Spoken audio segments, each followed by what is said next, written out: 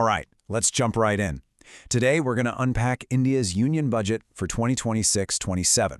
Now, I know that sounds a little dry, but think of it less like a stuffy financial document and more like a roadmap for the entire country. We're going to break down what it all means for India's economy and, more importantly, for you. Right at the heart of this whole budget is this one phrase, Viksit Bharat, which means a developed India. The key here is the second part, balancing ambition with inclusion. It's a simple idea, but it sets the entire tone. It's about shooting for the stars, but making sure absolutely everyone gets to come along for the ride. So how are they planning on doing that? Well, the government's laid out a pretty clear guiding philosophy here. It's basically a three-part mantra. First, taking decisive action instead of just waiting around. Second, focusing on real, concrete reforms, not just empty talk. And third, putting people and their long-term needs ahead of short-term populist moves. And look, this isn't all just happening in a vacuum. The economy's actually been on a pretty solid footing, with growth holding steady at around 7%, inflation in check, and decent fiscal discipline. So the real goal now is to build on that stable foundation, to really start turning all that potential into real-world performance.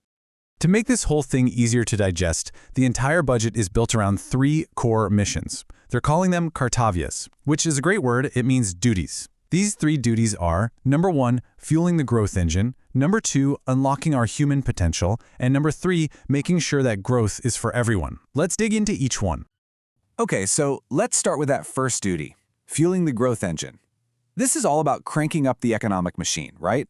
Making India more productive, more competitive, and really importantly, tough enough to handle whatever the global economy throws at it. And they are putting some serious money where their mouth is. We're talking about a massive 12.2 lakh crore for public infrastructure. Now, this isn't just about paving roads or building bridges. This is a foundational investment. It's a kind of spending that creates a ripple effect, sparking growth in dozens of other sectors all at once. And you can see how that infrastructure push connects directly to an even bigger goal, pouring fuel on the Make in India initiative. The whole idea is to build a super strong ecosystem for manufacturing right here at home, so we're not so reliant on other countries for critical stuff. And the focus here is super strategic. It's not random. You can see they're placing big bets on the industries of the future. We're talking a 10,000 crore fund for biopharma, a huge push for semiconductors and electronics with a whole new mission, and even creating special corridors to source those crucial rare earth minerals. It's all about gearing up for tomorrow's economy today. But listen, it's not just about the huge corporations. The budget puts a massive spotlight on MSMEs, the small and medium-sized businesses that are the real backbone of the economy. The goal is to turn them into what they're calling champion MSMEs by giving them a whole support system to thrive. So how are they going to do it? Well, it's basically a three-part plan. First, there's a 10,000 crore fund to give them equity support. Second, they're making sure businesses get paid faster by mandating something called TREDS. It's a system to stop those delayed payments that can kill a small company. And third, they're creating corporate mitras, basically corporate friends, to help small businesses navigate all the complicated compliance stuff without breaking the bank. All right, moving on to the second duty. And you can really see how this all connects. Once you've got the economic engine revving, you need skilled people to run it, right? So this part is all about unlocking our human potential, focusing on skills, and helping people achieve their dreams. Which, let's be honest, brings up a massive question for a country like India with such a huge young population. How in the world do you skill an entire nation for the jobs and industries of tomorrow? Well, the budget's answer is to get really specific. In healthcare, for instance, the plan is to add 100,000 new allied health professionals. For the creative industries, what they're calling the orange economy, they're setting up thousands of labs for AVGC. That's animation, visual effects, gaming, and comics. And we're also seeing big boosts in tourism with upskilling programs and in education with brand new university townships. And that brings us to the third and final duty, the one that really ties this whole plan together. It's about making absolutely sure that the benefits of all this growth actually reach every single person in every corner of the country. The guiding philosophy for this part is Sabka Saath, Sabka Vikas.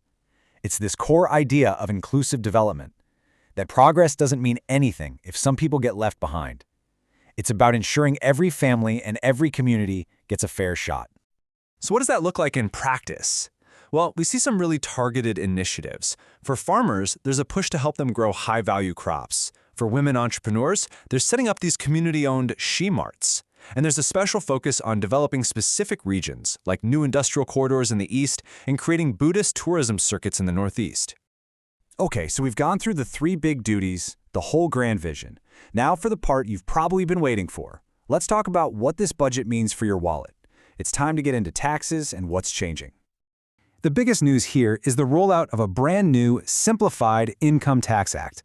After a whole lot of work behind the scenes, this new act is set to kick in on April 1st, 2026. And the main goal? To make the whole process of filing taxes way easier for the average person. Let's break down what's actually changing.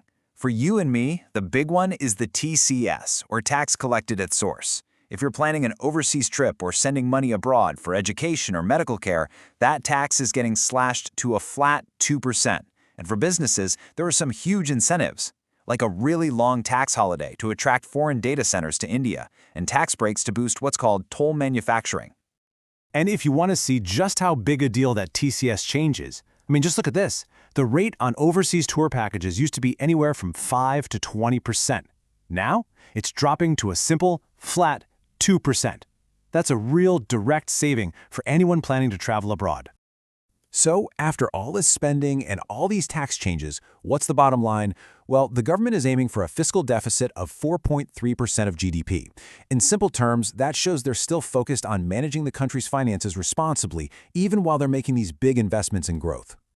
So there you have it, the 2026 Union Budget in a nutshell. It's a massive plan built on those 3 duties: fueling growth, empowering people, and ensuring inclusion. And that really leaves us with one final big question to think about. With this ambitious roadmap all laid out, what do you think is the single biggest opportunity for India, and what's going to be the biggest challenge in making it all a reality?